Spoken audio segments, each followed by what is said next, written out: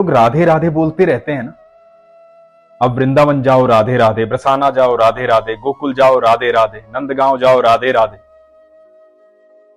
हर जगह जिसको भी आवाज दो राधे राधे राधे राधे। बस यही आवाज कानों में पड़ती है। कभी सोचा है कि क्यों बोलते हैं राधे राधे? क्यों लोग बार बार कहते हैं राधे राधे? श्री कृष्ण के भी भक्त होंगे तो बोलेंगे राधे राधे। कभी जानने की कोशिश की है? तो ये प्रसंग सुनिए और जानिए कि क्यों कहते हैं राधे राधे। हरे कृष्ण दोस्तों, मैं हूं अनुज शर्मा। एक बार 3 साधु थे। 2 जवान थे, एक वृद्ध हो गए थे। जमुना किनारे बैठे थे, ठाकुर जी के अनन्य भक्त। पूरी जिंदगी सिर्फ कृष्ण कृष्ण कृष्ण कृष्ण कृष्ण कृष्ण कहते हुए निकल गई थी वृद्ध साधु की। बाकी 2 साधु जवान थे, उनके शिष्य थे, लेकिन तीनों ही अनन्य भक्त थे। एक दिन मन में विचार आया कि सब राधे राधे कहते हैं, हम कभी राधा रानी के महल नहीं गए, बरसाना नहीं गए। बरसाना चलते हैं। जो भिक्षा में मिल जाता था उसी से जीवन यापन करते थे। सच्चे भक्त थे। किसी ने दे दिया तो खा लिया, किसी ने नहीं दिया तो कोई बात नहीं। अब बरसाना जाने की बात थी तो वृद्ध साधु ने कहा, हमने सुना है कि वो राधा रानी का महल है ना, ऊंचाई पर है, बहुत सीढ़ियां चढ़नी पड़ती हैं। अब मेरे अंदर इतनी हिम्मत नहीं है कि इतनी सीढ़ियां चढ़कर ऊपर जाऊं। मैं तो यहीं से राधा रानी की मानसिक पूजा कर लूं, लेकिन तुम लोग जाकर जरूर आओ। तुम राधा रानी से मिलकर आओ। दोनों ने निर्णय लिया कि बरसाना जा रहे हैं, भिक्षा नहीं मांगेंगे। भिक्षा इसलिए नहीं मांगेंगे क्योंकि वो तो राधा रानी का घर है, वहां तो राधा रानी का महल है, और हम तो ठाकुर जी के भक्त हैं। तो दोनों साधु बरसाना की तरफ चल पड़े। चलते चलते बहुत देर हो गई, भूख भी लगी थी। अब कोई देता था कुछ तो खा लेते थे, नहीं तो नहीं खाते थे। तो पहले साधु ने दूसरे से कहा, भूख लगी है, क्या करें? किसी से मांगे? तो दूसरे ने कहा, नहीं, अरे हम ठाकुर जी के यहां से आए हैं, राधा रानी के मेहमान हैं, राधा रानी खुद इंतजाम करेगी, हम क्यों मांगे किसी से? हम तो मेहमान हैं ना। तो चलो राधा रानी से मिलते हैं, देखते हैं क्या होता है। तो राधा रानी के महल के पास पहुंचे, सीढ़ियां चढ़ी, थक गए थे, ऊपर पहुंचे। ऊपर पहुंच के राधा रानी के दर्शन किए। भूख जोरों की लगी थी, लेकिन कहीं कुछ मिला ही नहीं और किसी ने कुछ दिया ही नहीं। राधा रानी के दर्शनों से तृप्त हो गए, मन प्रसन्न हो गया, आनंद आ गया। पहली बार राधा रानी को देखा था। राधा रानी की अटारी पर जाकर के हर किसी को सुकून मिलता है।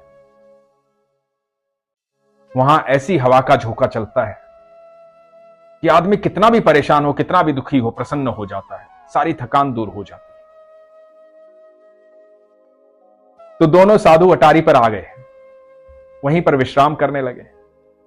रात्रि हो गई, दोनों भूखे पेट ही सो गए। इधर राधा रानी की सेवा करने वाले गोस्वामी जी को स्वप्न आता है। स्वप्न में आती हैं राधा रानी। राधा रानी कहती हैं, गोस्वामी जी, मेरे 2 मेहमान आए और वो भूखे सो गए मेरी ही अटारी पर।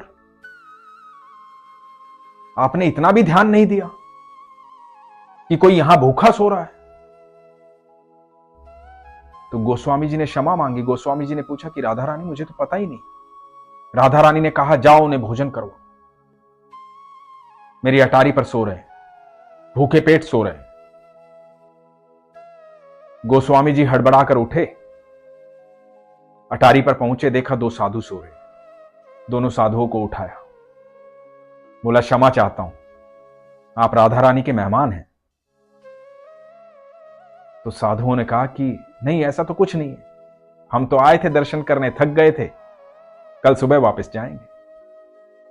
तो गोस्वामी जी बोले कि आपने कुछ खाया नहीं है, मैं भोजन की व्यवस्था करता हूं, आप आराम से बैठिए, मैं भोजन लेकर आता हूं। और गोस्वामी जी भंडारे में गए, प्रसाद लेकर आए, जो भोग का प्रसाद था, ला करके दोनों साधुओं को दिया। साधुओं ने भोजन किया, आत्मा तृप्त हो गई, मन प्रसन्न हो गया, राधे राधे बोलने लगे। गोस्वामी जी को राधे राधे किया, राधे राधे कर कर गोस्वामी जी चले गए। गोस्वामी जी बड़े डरे हुए थे, घबराए हुए थे, हड़बड़ाए हुए थे, क्योंकि यह शिकायत राधा रानी ने की थी। अब दोनों साधु वहीं अटारी पर फिर से सो गए। राधा रानी स्वप्न में आई। राधा रानी ने आके कहा कि कैसा लगा भोजन। दोनों के स्वप्न में आई और दोनों ने ही कहा कि बहुत अच्छा लगा, आनंद आ गया। मेहमान हो ना मेरे, ठाकुर के यहां से आए हो, कृष्ण के यहां से आए हो, भोजन में आनंद आया ना, कुछ और व्यवस्था करनी है? तो दोनों साधुओं ने कहा कि नहीं महारानी, आपके दर्शन हो गए, आपको देख लिया, ये सब स्वप्न में चल रहा है। तो राधा रानी ने कहा कि गोस्वामी जी भूल गए, भोजन के पश्चात पान नहीं दिया आपको, मेरे भोग में पान जो चढ़ा था उस पान का बीड़ा आपको नहीं दिया, ये पान भी ले लो, पान ग्रहण करो, आप मेरे मेहमान हो। दोनों ने स्वप्न में पान लिया, राधा रानी को प्रणाम किया और राधा रानी स्वप्न में अंतर ध्यान हो गई। यह सुबह 4 बजे की बात है। दोनों की एक साथ निंद्रा खुली। दोनों ने एक दूसरे की तरफ देखा। दोनों के मुख से निकला, राधा रानी आई थी स्वप्न में, पान दिया, और दोनों ने देखा कि जहां वो सो रहे थे वहीं पर पान रखे हुए थे। वो पान जो राधा रानी ने स्वप्न में दिए थे। पान ग्रहण किया, जोर से राधे राधे चिल्लाए। उसके बाद कभी लौटकर वहां से नहीं आए, बस राधा के होकर रह गए। ऐसी महिमा है मेरी राधा रानी की, ऐसी मेहमान नवाजी की। उन्होंने तो मजाक में कहा था कि हम राधा रानी के मेहमान हैं, कृष्ण के यहां से जा रहे हैं, लेकिन राधा रानी तो राधा रानी है, सबको उतना ही प्रेम करती है, उसे सब सुनाई देता है, सब दिखाई देता है। हमारे मन में जो भी भावना आती है हमारे ईश्वर के पास पहुंचती है, चाहे वो अच्छी हो या बुरी। इसलिए अपने मन को सात्विक रखें, सच्चा रखें, सरल रखें, सहज रखें, प्रेम से परिपूर्ण रखें। जिनके हृदय में राधा रानी और ठाकुर जी निवास करते हैं वो कभी गलत सोचते ही नहीं और गलत कृत्य करते ही नहीं। हमेशा अच्छा साहित्य पढ़ें, अच्छी भावना रखें। आप यकीन मानना, जब भी आप सरल भाव से, सहज भाव से, बिना शंका किए कुछ भी ईश्वर से मांगेंगे, कुछ भी उनसे कहेंगे, वो अवश्य सुनेंगे, अवश्य देंगे। कोई भी समस्या आपके लिए बड़ी हो सकती है, लेकिन ईश्वर के लिए कोई भी समस्या बड़ी नहीं है। उनके लिए वो पल भर का काम है, लेकिन आपका विश्वास होना चाहिए, शंका नहीं होनी चाहिए। और यकीन मानना, जो लोग ये कहते हैं ना कि मेरा कुछ हो नहीं रहा है, वो हमेशा शंका करते हैं। जो लोग ये कहते हैं ना मैं बहुत दुखी हूं, वो शंका करते हैं। जिन्हें विश्वास होता है उन्हें हमेशा ये लगता है कि मेरा ईश्वर मेरे साथ है, मैं दुखी हो भी कैसे सकता हूं। तो इसलिए कभी भी ये शब्द अपने मुंह से मत निकालिए कि मैं दुखी हूं। विश्वास रखिए,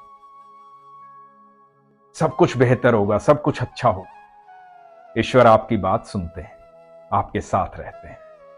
इसलिए हमेशा अपने विश्वास को मजबूत रखिए, अपना ख्याल रखिए। हरे कृष्ण।